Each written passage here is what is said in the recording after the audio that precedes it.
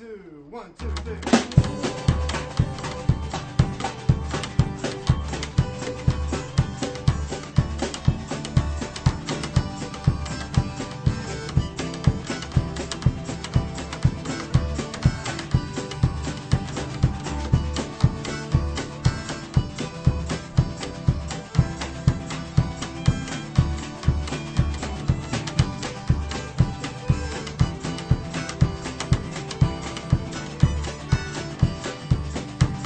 I'm Theresa Alt.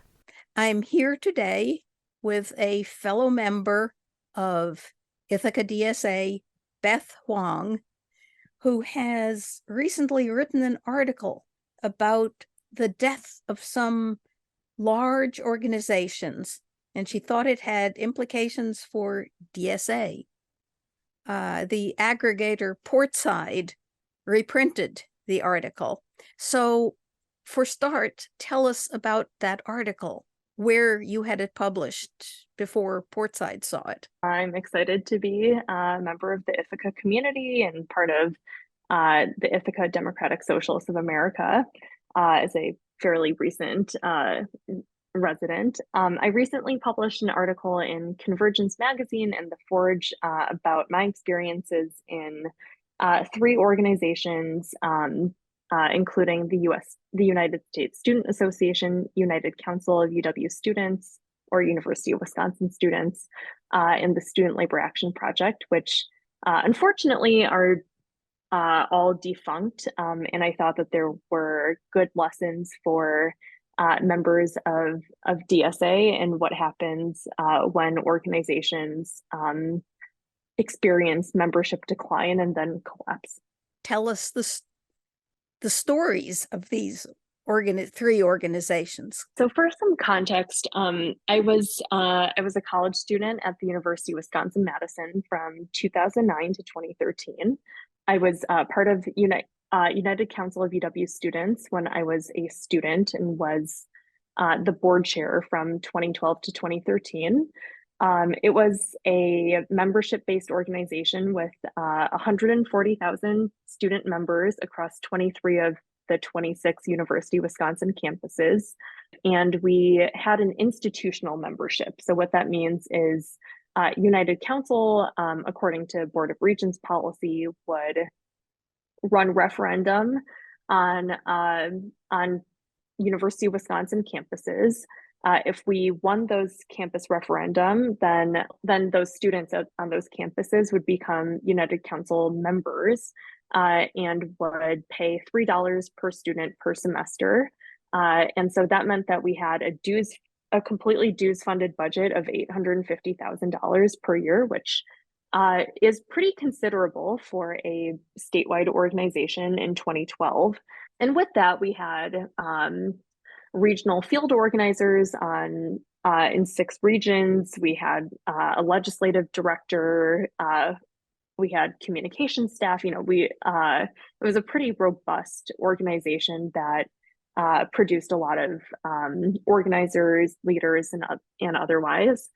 And unfortunately, in 2013, the Republicans in the state legislature, many of whom were movement conservatives who had hated United Council since they were students in the 1980s, really had it out for us. So we, if you can remember back to the early 2010s in Wisconsin, as also happened in places like Ohio and Indiana, Michigan, and lots of places in the upper Midwest that had Republican trifectas.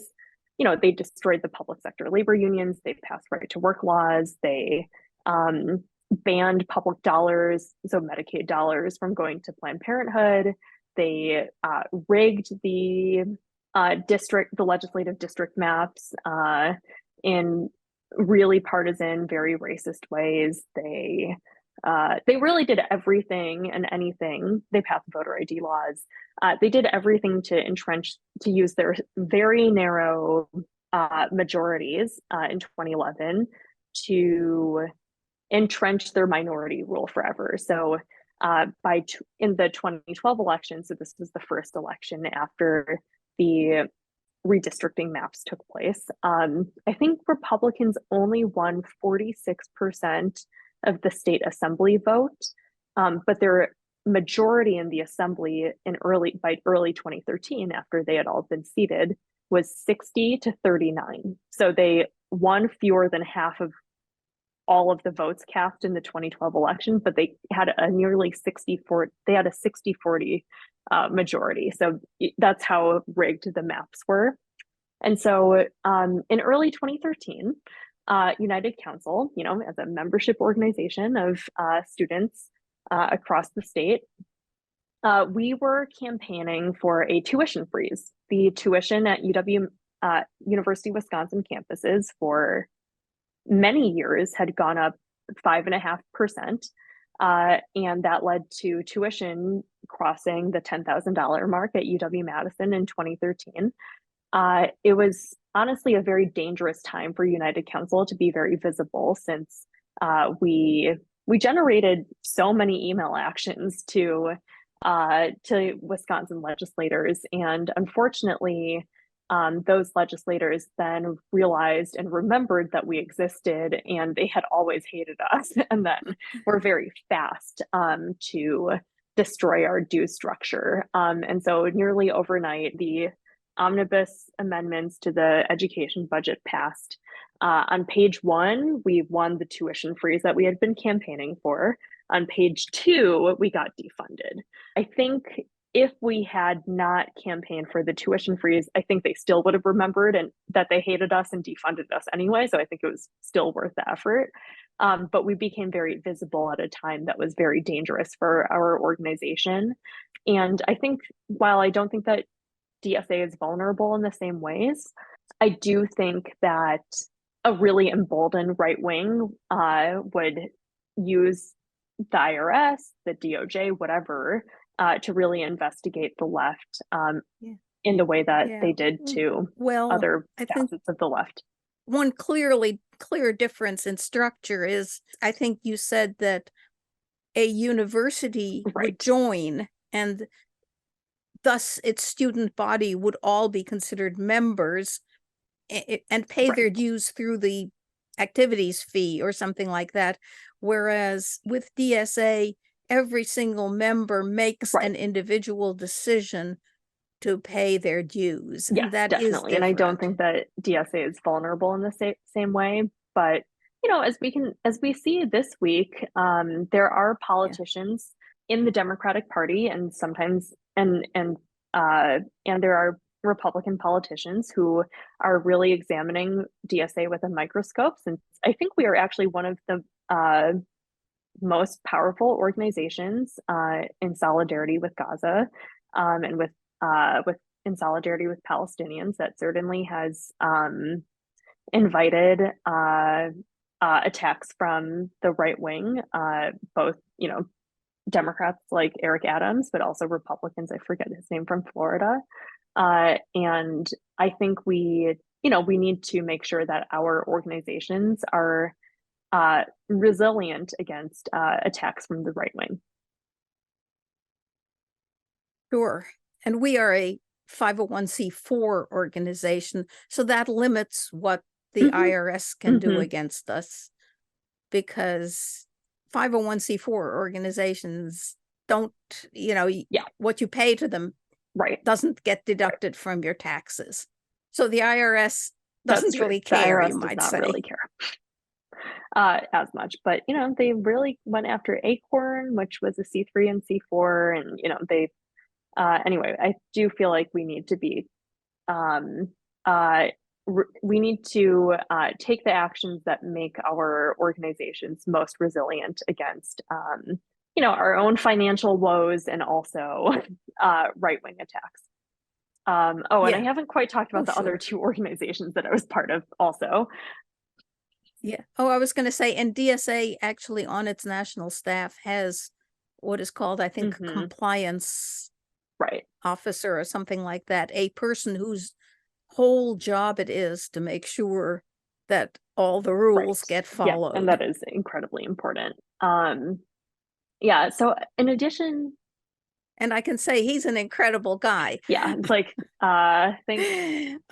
Because we were doing a very legal thoroughly legal independent Mhm. expenditure campaign Mhm. for Bernie Sanders. And I was our local's treasurer, and I was constantly having questions, and he would answer Yeah. them It's like, promptly. I think one of the main motivations for the piece was the discourse around staff layoffs in DSA. I wanted to share that I had also been part of organizations that had experienced membership decline and an eventual collapse. And I wanted to share some lessons, but also not be fatalistic. But that is and so I think one of my points in the article is that members are certainly the lifeblood of organizations like DSA, and certainly we're the lifeblood of organizations like United Council and the US Student Association. And at the same time, our staff do such important, often behind the scenes roles that enable the external organizing of members. So without a compliance officer on staff at DSA, we can't really engage in the type of very impactful electoral work that elects people, like Jorge Defendini in Ithaca,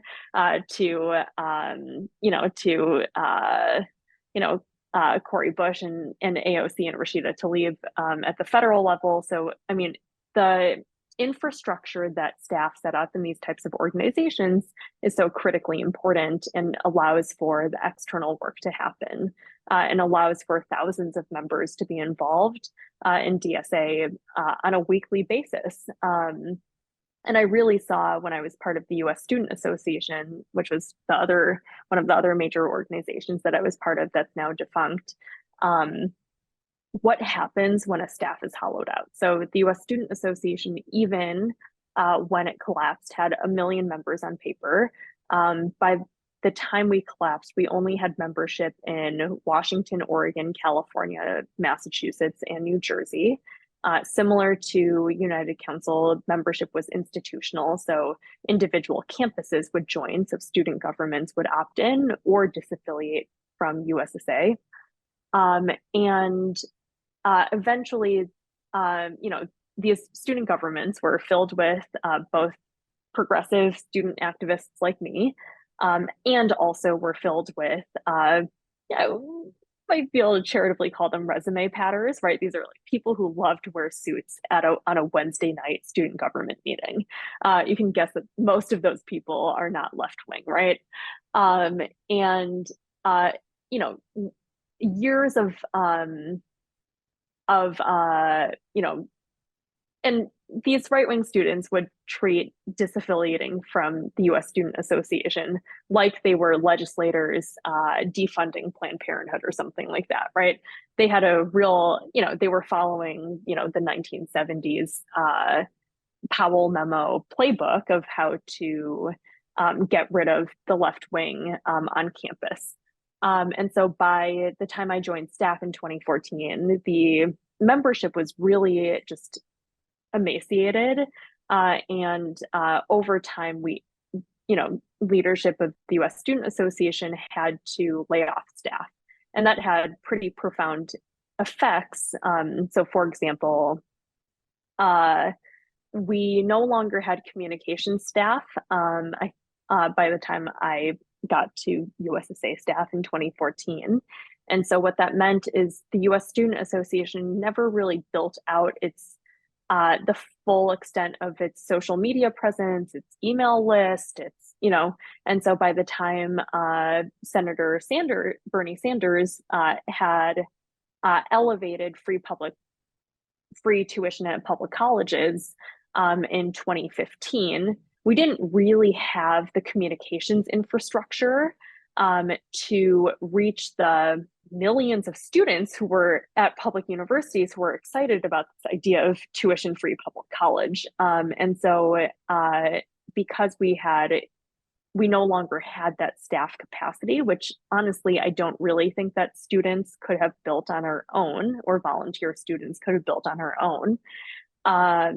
We just missed out on the opportunity of a generation to be able to revive USSA and really make it relevant to the lives of the millions of working class students and students of color who we said that we represented on paper. And so I think that was a direct result of hollowing out our communication staff probably 5 years earlier. And that was because of membership declines. Probably. Actually, interestingly, tuition, DSA, before the Sanders campaign, DSA had a drop student debt I remember that. campaign about 2014, 2015. And I remember somebody once saying, well, that never really got traction. And I said, yeah, well, in Ithaca, we took part, but we made every mistake in the book. I mean, honestly, like organizing a day of some hours of tabling and forgetting to bring the table, literally. But we were much better prepared to do things in what shall we say, in a productive way. Yes. When Bernie came along. Yeah, and that definitely. Really took so, off. I don't want to overblow the membership decline in DSA. Like when I joined in 2016, membership was around 6,000 people. We now have about 80,000 members. Yeah. Yeah. Well, and 6,000 is about what it was also when I joined in 1981. So, I mean, it's a really different time from what the left was like, in part because I think Bernie ended the Red Scare, right? It no longer was so scary to be a socialist by 2016. Because, there was a socialist who ran a compelling and viable campaign for president. And so, there were just thousands of people who joined DSA and jumped on the socialist bandwagon. And at the same time, there were tens of millions of people who, maybe not tens of million, or I don't know, low tens of millions of people who have voted for Bernie Sanders for president and are excited about a vision for the working class having power in the US and voted for that vision. And those people are not in DSA. And so I think, while I wouldn't be so inclined to talk about, the crisis of membership decline, like, we had 95,000 members and there was attrition to about 80,000 members. That has very real financial consequences for the organization, but is not the death of the socialist movement by any means. But at the same time, we really do need to do a better job of retaining expired and lapsed members, and we need to do a better job of organizing the tens of millions of people who are actually with us and voted for Senator Sanders for president, and or were too young to vote for Bernie for president, but are now, but also identify as socialists or at least anti-capitalists. And so we do have a lot of work cut out for ourselves for recruitment and for retention. And at the same time, the substantial decline in membership does mean that we need to take a hard look at the budget and figure out how we get through this moment. Sure. But I think actually you also mentioned that while volunteer members who really do work as volunteers are essential to a healthy organization, the staff is also. You had a nice I mean, I was thinking metaphor about it. It's like numbers are the lifeblood, and staff are the arteries, right? Without the arteries, you can't actually channel the lifeblood of an organization in an effective way. But without, and then, there are many organizations that are really just staff. And those are not necessarily very effective organizations either. We really do need both. There are some tasks that need thousands of people to spend a couple hours, right? I can think of all the canvassing and all of the, all of the marching and protests, all of that. But then there are also just tasks that need as much smaller number of people doing hours of work on building systems. And so that's really what the DSA staff does to ensure compliance in elections, to ensure that we have, that we can get the statements that we can get the statements up, that we can, that we have tools for reaching thousands of DSA members quickly. So, there really is that we have national conventions where 1,000 people can chart the direction of the organization. It's like our staff do so much to keep up the infrastructure of the organization, and I really don't want that point to get missed as DSA confronts the next phase of our development. This is now an organization that in many ways was refounded in the year 2016 or 2017. And we're now six years into this project, 7 years into this project of a fairly new version of DSA. And I think we're facing challenges that lots of other progressive organizations are facing. But we do have some unique qualities that I think will help us weather the storm, namely that we have a very active membership, a dues base, not instead of getting foundation grants, which, I work at a foundation and make lots of grants to organizing organizations. I don't think that it's inherently evil. And at the same time, having a democratic source of your funding is actually really vital. And so we do have some things that really will help us weather the storm, but also we need to be pretty conscious when we talk about the capacities that staff bring. They're not just people who happen to work at DSA, they actually build critical capacities for thousands of people to be involved in it, for things to be organized and not chaotic. Yeah, and I think I talked about compliance, but also bookkeepers and fundraisers are necessary. And so are people who put out Totally publications and maintain a website and make sure that the website and the technological tools that are made available to chapters and members actually it's like we work. Can't do effective external to organizing with good internal systems, and staff set up those internal systems. Yes, and sometimes give the tools to chapters so that then the chapters don't necessarily have to, constantly pass the hat or ask somebody for money.